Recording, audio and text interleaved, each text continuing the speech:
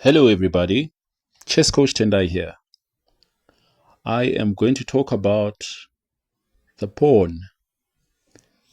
The pawn on its first move may move either one or two squares forwards. So this pawn on c2 can move to c3 or it can move to c4. So the pawn on c2 on its first move may move either one or two squares forwards. Same thing would apply with the pawn that's on d2. This pawn can move on its first move either to d3 or to d4, like that. Now, here is something you need to remember. After the first move has been made, after a pawn has moved, it can only move one square at a time after that. So on the first move, the pawn can move one or two squares, but thereafter, it can only move one square at a time. Very important. Okay.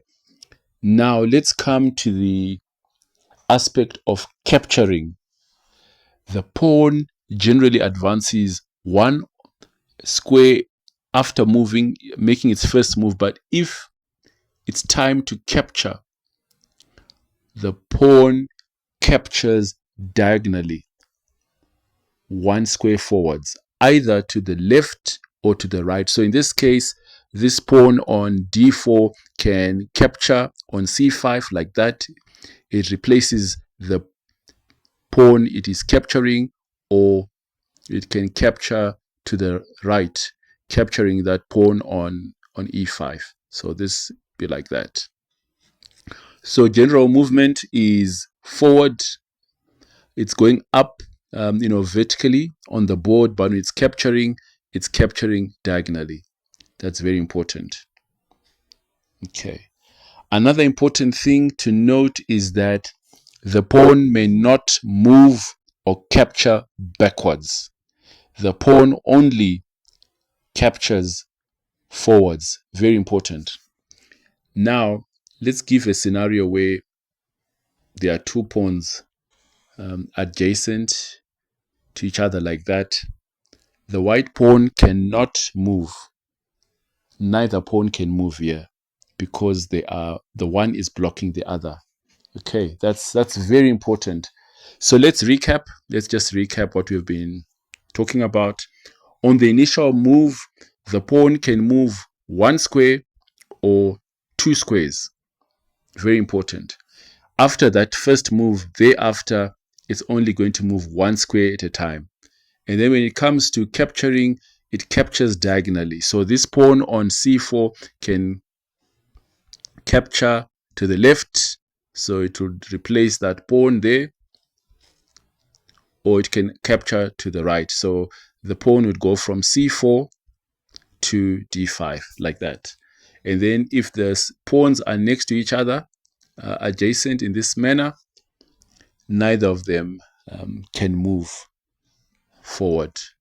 What's also important is that the pawn cannot capture backwards. It can only capture forwards. So that's it so far on how the pawn moves. Now, I want to share a special move with you. This move, it's not going to be easy to remember when you're starting out. The move is called en passant. Okay, how does it go? So, as we said, when the white pawn is moving, it can move one square from c2 to c3, or it can move to c4, one of those two, right?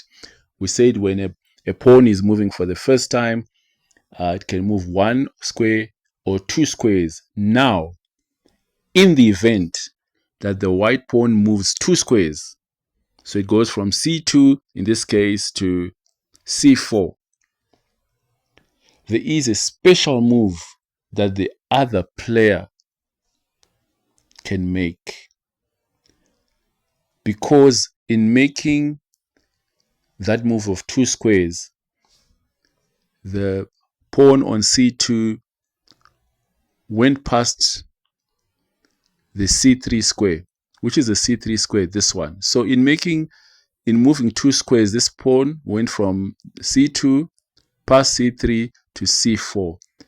If the pawn moves two squares, the black pawn can capture it. Special move. Capture here is possible. Black can capture the white pawn by moving from that square d4 to c3, and black takes the pawn. Why? If the pawn had only moved one square, let's go back to the position. If the pawn had only moved one square, oh, sorry, I'm confusing my colors. If the pawn had only moved one square, the enemy pawn on the black pawn would have captured it in this case. So in this case, black would have captured, right? If it had only moved one square. But now it moves two squares.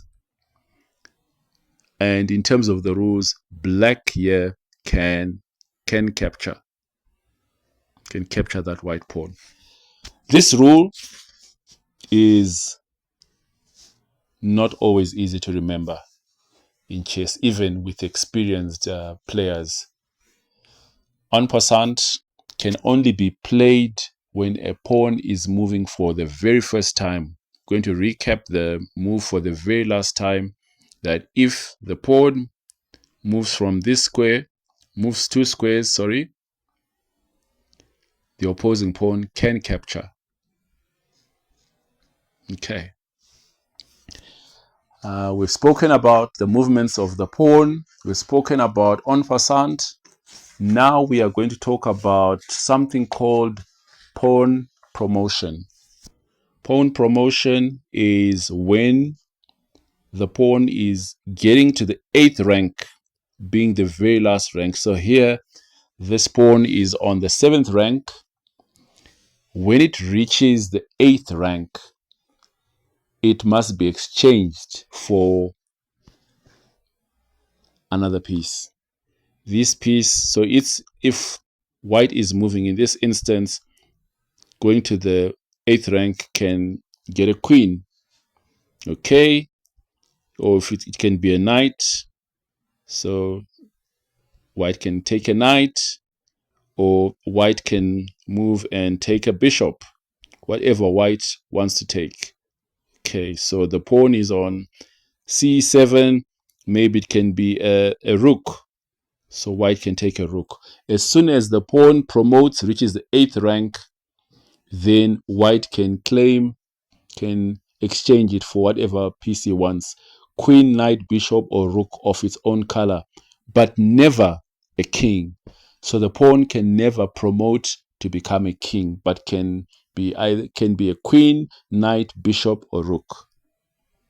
And even if you have the original queen, the pawn that is promoting can exchange to another queen. So a player can end up with more than one queen because a pawn has promoted. So that's it so far in terms of the movement of the pawn. Quite a bit to remember. Hopefully you'll be able to recap by watching the video again. See you in the next one. Cheers, everybody.